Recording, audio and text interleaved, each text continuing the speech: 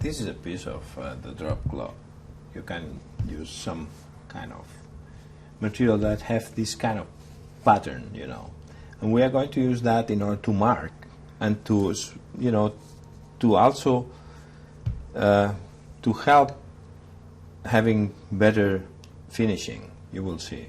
We are going to use that one, and we are going to press on top of the fish. The trouts, they have a very thin scales. They are not big scales, and you can see the patterns getting there. When we paint it, it's going to show.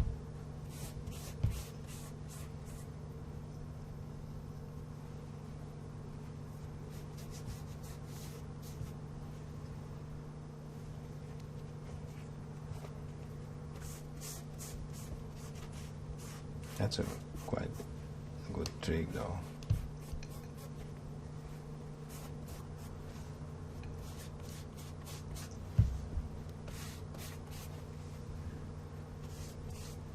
Also to smooth all the tool marks, all the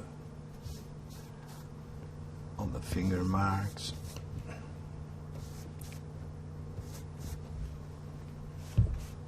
And give this kind of nice finish.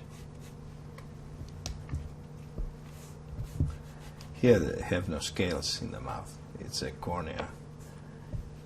But later we will smooth this with the finger.